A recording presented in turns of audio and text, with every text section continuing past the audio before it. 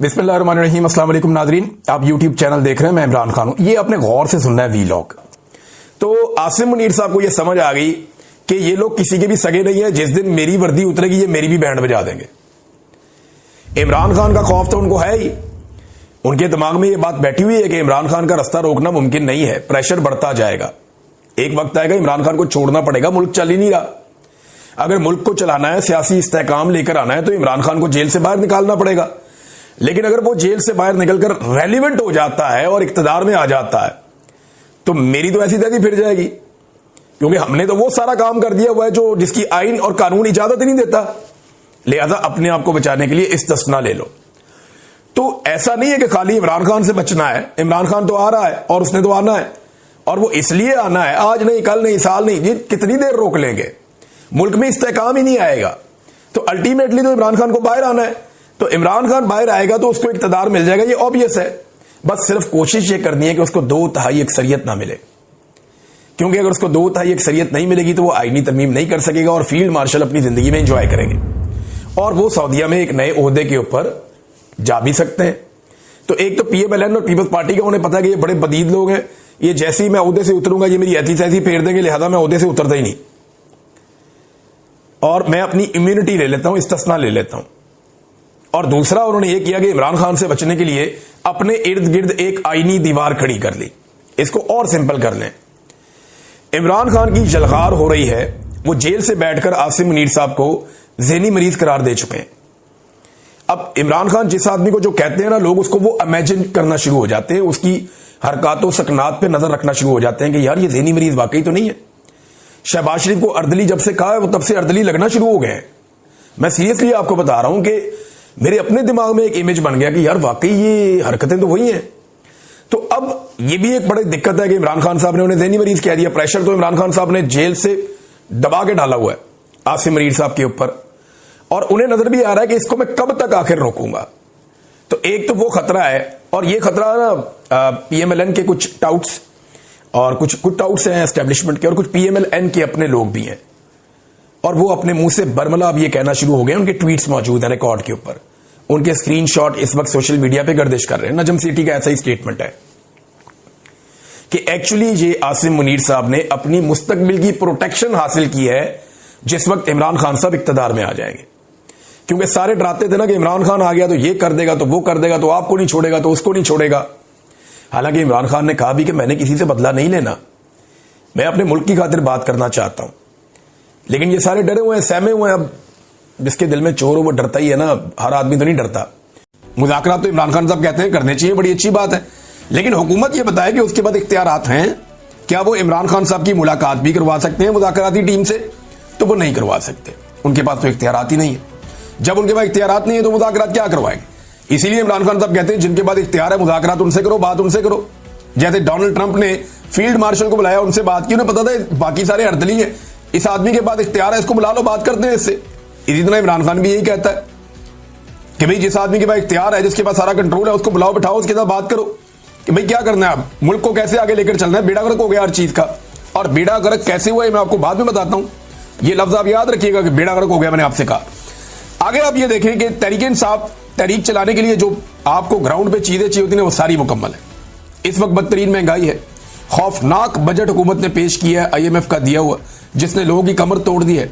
अमीर आदमी के लिए आसानियां पैदा की जा रही हैं, गरीब आदमी जिनकी तादाद बहुत ज्यादा है उनके लिए मुश्किलात पैदा की जा रही हैं। पाकिस्तान तकरीबन आधे पाकिस्तानी इस वक्त गुर्बत की लकीर से नीचे चले गए हैं। किसान मुकम्मल तौर पर तबाह हो चुका है। बेरोजगारी अपने उरूज पे है, 6% वाली बेरोजगारी 22% पे पहुंच गई है। मईशत तबाही के दहाने पर खड़ी है, बल्कि तबाह हो चुकी है। बैड गवर्नेंस पाकिस्तान में अपनी जगह पे है। हुकूमत की मकबूलियत इतनी जमीन बोस हो गई है कि अब ये लैट्रिनों के ऊपर और हर चीज के ऊपर अपना नाम लिखवाते हैं, अपनी शक्ल छपवाते हैं।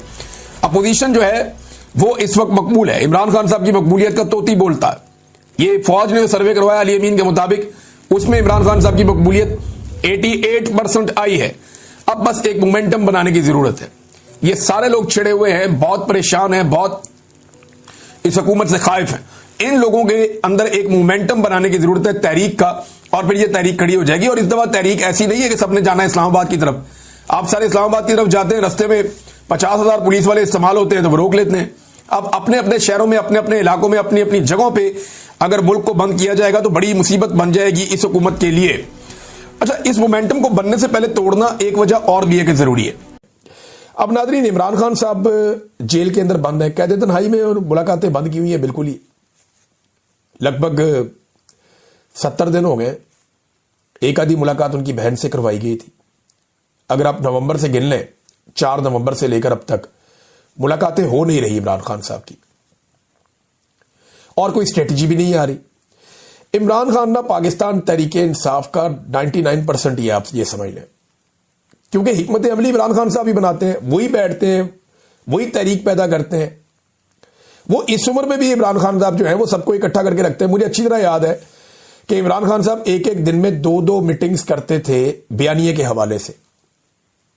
वो 2-2 मीटिंग्स करते थे कि हमारी लड़ाई बहुत बड़ी है, नैरेटिव बनाना पड़ेगा, बात करनी पड़ेगी, ये वाले इशू पे क्या करना है, इस पे क्या करना है। बार बार अपने साथियों से मुशावरत करते थे, बार बार हिकमत अमली बनाते थे, और इमरान खान साहब बहुत मुतहर्रिक रखते थे पूरे सिस्टम को, पूरी पार्टी को। क्योंकि देखिए, पाकिस्तान तहरीके इंसाफ हालत जंग में है पिछले 3-4 साल से। एस्टेब्लिशमेंट ने उनके लिए जंग के दरवाजे खोले हुए, मारो इनको, तबाह बर्बाद कर दो, ये कर रही है एस्टेब्लिशमेंट। तो मिलिट्री एस्टेब्लिशमेंट तो जंग के अंदर उतरी हुई है, बयानिए की एक जंग में। तो इमरान खान साहब जब तक बाहर थे वो रोजाना की बुनियाद के ऊपर बयानियां बनाते थे, या जब तक उन्हें जेल के अंदर से मौका मिलता रहा वो जेल के अंदर से गाइड करते रहे। लेकिन जब से इमरान खान को कैद तन्हाई में डाला गया, अब मुझे एक बयानिया बताइए पाकिस्तान तहरीके इंसाफ ने बनाया, सवाए एक जुमला है सोहेल आफरीदी का कि हर चौक डी चौक। इसके अलावा आप बताएं कौन सा बयानिया। सोहेल आफरीदी बतौर एक वजीर आला अपने तौर पर भाग दौड़ कर रहे हैं, और वो मोबिलाइजेशन कर रहे हैं, चैनलाइजेशन नहीं हो रही। मोबिलाइज करना और चैनलाइज करना 2 अलग अलग चीजें हैं। जो लोग समझते हैं उन्हें आइडिया हो गया है कि वो सिर्फ एक तहरीक चलाने के लिए लोगों को मोबिलाइज कर रहे हैं, विजुअल्स बन रहे हैं, वो अपनी जिम्मेदारी पूरी कर रहे हैं। लेकिन ग्राउंड के ऊपर स्ट्रीट मूवमेंट के लिए जो लोगों को चैनलाइज करना है, जो लोगों को जोड़ना है, वो काम नहीं हो रहा। मैं सीरियस आपको बता रहा हूं। इमरान खान साहब ने इख्तियारात दिए सलमान अकरम राजा साहब को, वो पॉलिटिकल कमेटी की तरह कौन से फैसले, जहां रोजाना की बुनियाद पे बयानिया आता था, वहां पे आपको कई कई हफ्ते आपको बयानिया ही कोई नहीं आता। आपको पता ही नहीं चलता पाकिस्तान तहरीके इंसाफ है किधर, और इनका स्टेटमेंट क्या आएगा, या इनका मौकिफ क्या है किसी चीज के ऊपर। आप ढूंढते रहते हैं टेलीफोन करके इधर उधर कि जनाब इस चीज पे मौकिफ दें, और कोई मौकिफ देने के लिए भी तैयार नहीं होता। ये हालात हो गए। अब बयानिए की इस लड़ाई के अंदर इमरान खान साहब कैद तन्हाई में, वो तो अब लड़ नहीं सकते, उनको तो बिल्कुल ओझल कर दिए। तो जिन लोगों को इमरान खान साहब ने लड़ने की ड्यूटी दी है वो किधर है। बार बार इमरान खान साहब ने कहा कि इस्लामाबाद हाई कोर्ट जाएं, इस्लामाबाद हाई कोर्ट जाएं, बार बार उन्होंने कहा। लेकिन पाकिस्तान तहरीके इंसाफ के लोग जाते ही नहीं।